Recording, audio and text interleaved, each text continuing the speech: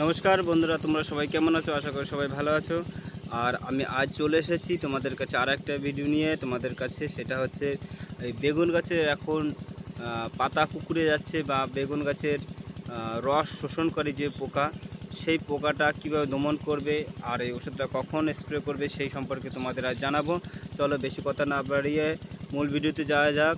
কিন্তু তবে বন্ধুরা, যাওয়ার আগে একটা কথা বলি, যদি আমার এই ভিডিওটি ভালো লেগে থাকে তাহলে লাইক, কমেন্ট ও সাবস্ক্রাইব করবে, পাশে থেকেও। এই যে তোমরা দেখতে পাচ্ছ বেগুন গাছ, আর বেগুন গাছের চেহারা খুব সুন্দর চেহারা এখন। আর বেগুন গাছে পরিষ্কার এরকম রাখার চেষ্টা করবে। বেগুন গাছের গোড়াতে যাতে মোটামুটি কোনো নোংরা বা ঘাস বন কিছু না থাকতে পারে সেদিকে খেয়াল রাখতে হবে। আর খেয়াল রাখার সঙ্গে সঙ্গে বেগুন গাছটায় সঠিক সময়ে ওষুধটা প্রয়োগ করতে হবে। আর সঠিক সময় বলতে এখানে বোঝানো হয়েছে বিকাল 5টা 5:30টার দিকে ব্যবহারটা করতে হবে ওষুধটা। আর বেগুন গাছের উপর প্রতিনিয়ত লক্ষ্য রাখতে হবে বেগুন গাছের কী কন্ডিশন, আজকে কেমন আছে, কালকে কেমন আছে, সেটাকে খেয়াল রাখতে হবে আর খেয়াল রেখে চলতে হবে। এবং এই সময় মানে এখন গরমের সময় ফাল্গুন মাস, আর ফাল্গুন মাসে এই টাইমটায় অতিরিক্ত বর্ষা আসার আগে এটাকে বেগুন গাছটা তৈরি করে নিতে হবে। আর বেগুন গাছ তৈরি করতে গেলে আগে দেখতে হবে পোকামাকড়, আর সেই পোকামাকড়ের দিকে তাকিয়ে তোমার চলো দেখা যাক কি বলা হয়। বেগুন গাছের এখন দেখতে পাচ্ছ এই যে বেগুন গাছের তোমার গাছের পাতা খুব সুন্দর দেখাচ্ছে, সতেজ, কিন্তু এটাকে এখন অতিরিক্ত পরিমাণে সাদামাছি আর চেলা মাকড় এটাকে দেখা যাবে। দেখতে পাচ্ছ সকালে সাদামাছি, আর এই দেখতে পাচ্ছ দেখো তোমার চেলা পোকা, তোমার দেখো জুম করে দেখে দিচ্ছি, চেলা মাকড় দেখতে পাচ্ছ হলুদ হলুদ কালারের ছোট ছোট ছোট ছোট। এই যে দেখো চেলা পোকা,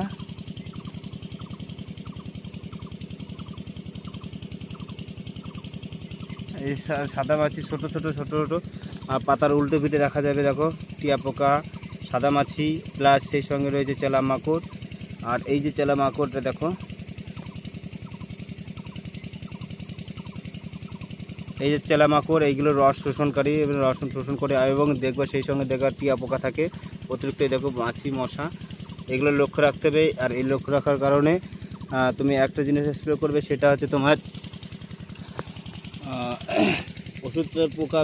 পোকার ওষুধ ব্যবহার করতে হবে যে অ্যাসাটিভ 50% আর ইমিডা ক্লোরাইড 1.8%।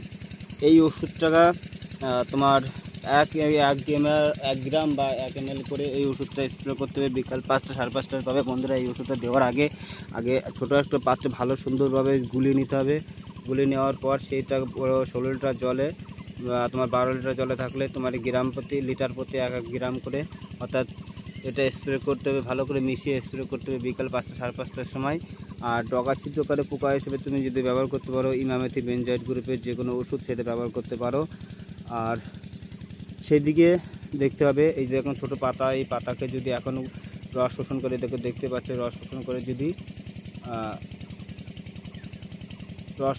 নিয়ে যদি দেখো হেঁটে বেড়াচ্ছে, তাহলে পাতাগুলো কুঁকড়ে একদম পুরো সরু হয়ে যাবে, রস শোষণ করে নিয়ে পাতা হলুদ হয়ে যাবে, তখন আর এইটা থাকবে না। আর একটা জিনিস বন্ধুরা, এইটাকে সবসময় দুপুর 10টা থেকে 11টার দিকে তুমি সার্ফ বা তোমার ম্যানকোজেব আর তোমার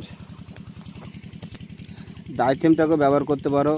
আর তাহলে পাতাটা সবুজ থাকবে, তোমার পাতাটা সতেজ থাকবে। এবং সেই সঙ্গে তুমি কিংবা যদি মনে করো যে না আমি আরও একটা অন্য কোনো ওষুধ ব্যবহার করবো, সেটা তোমার কার্বেন্ডাজিম আর ম্যানকোজেব গোত্রের ওষুধটা একত্রিত করে ওটা দুপুরবেলা ব্যবহার করবে, তাহলে এই ওষুধ ভালো কাজ করবে। আর এই দেখো দেখতে পাচ্ছ এর সঙ্গে আর রয়েছে এই যে ছোটো ছোটো পোকা এবং কাছুম পোকা যেটাকে বলা হয়, বা ছোটো ছোটো গোল গোল যে পোকাটা রয়েছে, সেই পোকাটার জন্য তুমি ব্যবহার করবে।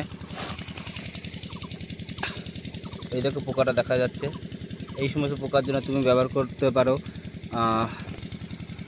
ট্যাগবর বা তোমার টাটার যেগুলো পোপেক্স সুপার, সেটা ব্যবহার করতে পারো বিকালের দিকে, তাহলে এটা কাজ করবে ভালো। আর যেহেতু বেগুন গাছ ছোটো আছে, ফুল ফল আসেনি, ফুল জালি নেই, এখন ছোটো ছোটো ফুল জালি এই যে আসছে, এই যে আসার আগে মুহূর্তে এটা ব্যবহার করতে পারো, কিন্তু ফুল জালি আসলেই কিন্তু ওষুধটা ব্যবহার করতে পারবে না। যদি বন্ধুরা আমার এই ভিডিওটি ভালো লেগে থাকে তাহলে লাইক, কমেন্ট আর সাবস্ক্রাইব করবে।